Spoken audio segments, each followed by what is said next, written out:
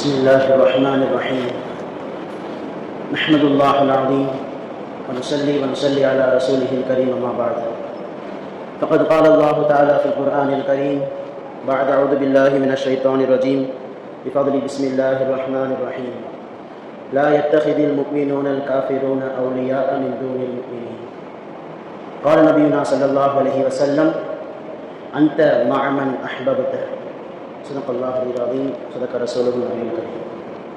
புகழும் புகழ்ச்சியும் ஏக வல்லோனான அல்லாஹ் ஒருவனுக்கே உரித்தாவதாக.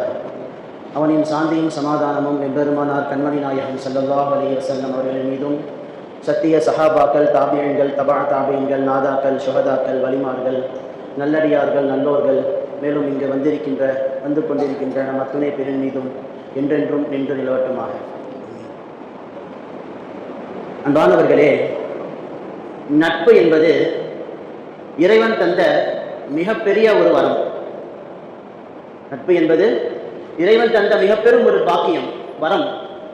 இன்றைக்கு அந்த நண்பர்களை நாம் தேடுகின்றோம் என்ற அந்த அடிப்படையிலே கண்டவர்களை எல்லாம் நாம் இன்றைக்கு நண்பர்களாக ஆக்கிக் கொண்டிருக்கின்றோம்.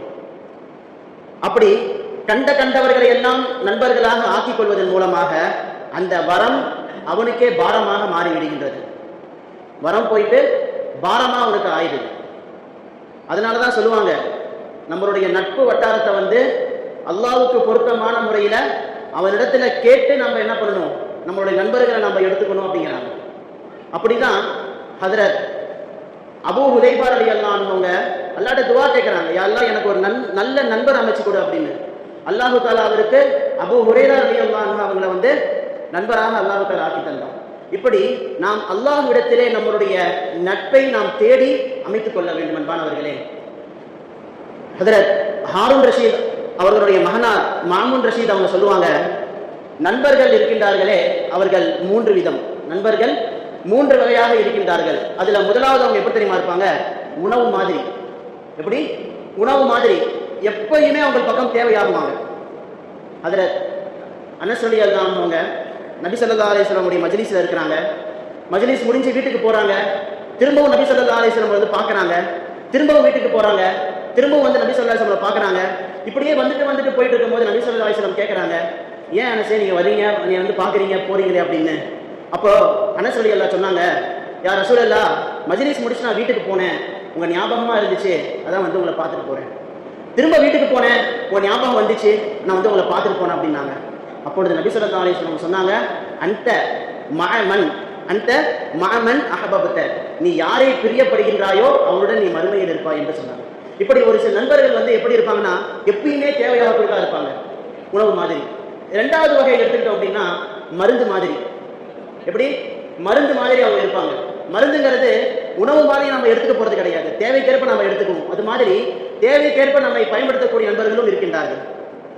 3வது சொன்னாங்க, 3வது இருக்கின்றானே நண்பன், அவன் நோய் மாதிரி. நோய் மாதிரி அவங்க கூட சேர்ந்தோம் அப்படின்னா அவங்க கிட்ட இருக்கிற பலா முசிபத் எல்லாம் நம்ம கிட்ட வந்துடும். அவங்க கிட்ட இருக்கிற பலா முசிபத் எல்லாம் நம்ம கிட்ட அப்படியே ஒட்டிக்கும். அதுக்கு மிகப்பெரிய ஒரு உதாரணம், அரபுலகத்துல ஒரு பெண்மணி இருந்தாங்க.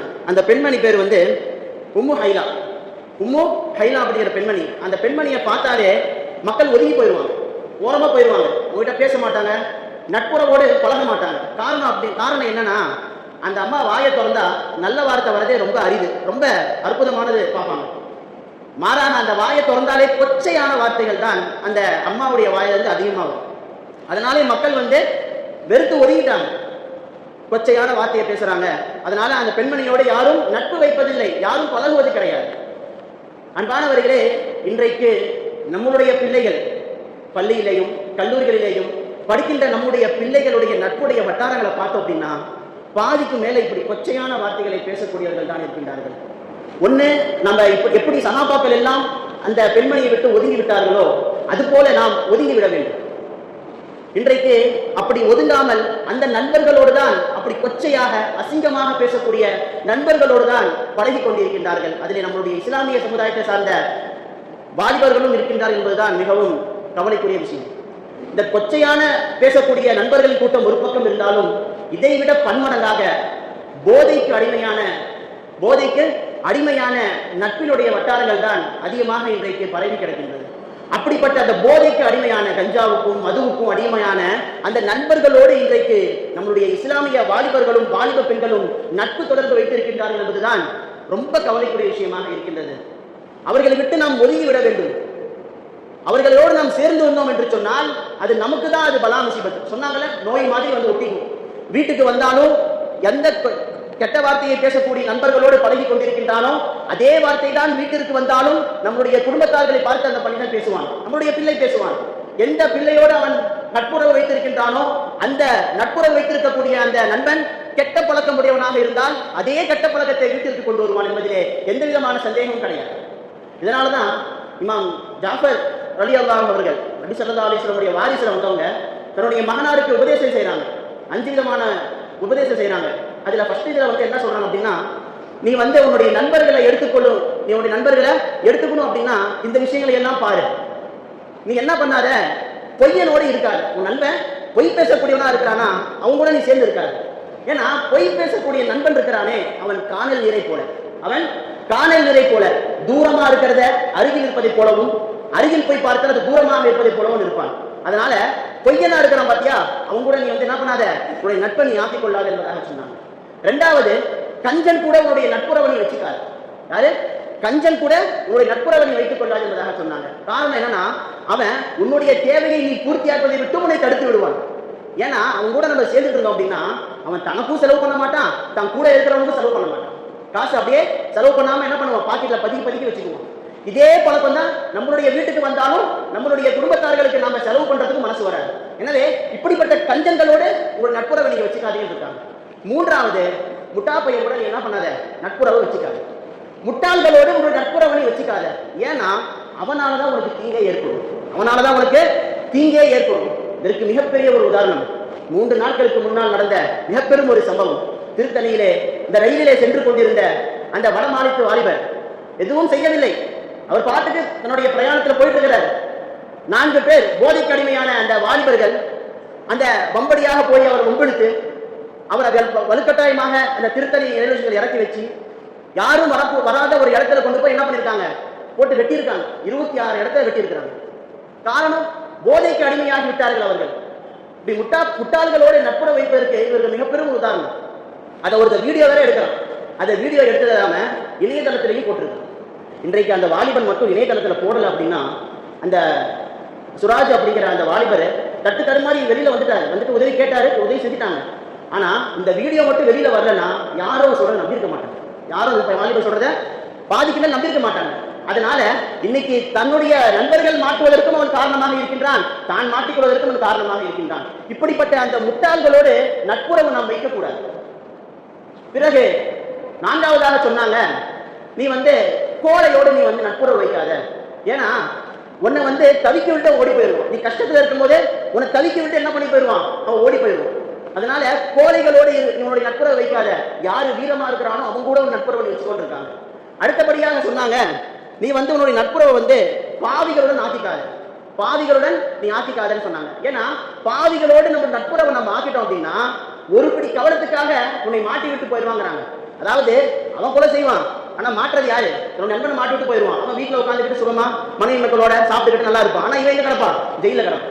இப்படி பாவிகளோடு தொடர்பு வைக்க வேண்டாம் என்பதாக இப்படி 5 விதமான உபதேசங்களை தன்னுடைய பிள்ளைக்கு ஹஜ்ரத் ஜாஃபர் ரலியல்லாஹு சொல்றாங்க. எனவே அன்பானவர்களை, நாம் நம்மளுடைய நட்புடைய வட்டாரத்தை அழகான முறையிலே சஹாபாக்கள் எப்படி இருந்தார்களோ அது போல நாம் மாற்றிக் கொள்ளணும். இதற்கு நமக்கு முன்னுதாரணமா இருந்திருக்கிறாங்க. சஹாபாக்கள் வந்து எப்பவுமே தனக்கு என்ன பிரியமானதோ அதுதான் நண்பர்களுக்கு கொடுப்பாங்க. தன்கிட்ட மிச்சம் ஆயிடுச்சு அப்படின்னு சொல்லி தரமாட்டாங்க, தன்கிட்ட மிச்சமாக ஆகிவிட்டதுங்கிறதுக்காக தரமாட்டாங்க. எது பிடிக்குதோ அதை அப்படியே கொடுப்பாங்க. மிகப்பெரிய ஒரு பிரபலமான ஒரு சம்பவம், இப்னு உமர் ரலியல்லாஹு அவங்க வந்து ஆட்டு தலையை சமைக்கிறாங்க. அதை சமைச்சிட்டு அவருக்கு ரொம்ப பிடிக்கும், ஆட்டு தலை சாப்பிடுறது ரொம்ப பிடிக்கும். எல்லாம் ரெடியாகி வந்துருச்சு. அப்ப அவருக்கு யோசனை, நம்முடைய பக்கத்து வீட்டுக்கார நண்பருக்கும் ஆட்டு தலை ரொம்ப பிடிக்குமே, உடனே அதை போய் கொடுத்துறாரு. உடனே அதை அப்படியே கொடுத்துடுறாரு, போங்க எப்படி கொடுத்துருவாங்க அப்படின்னு.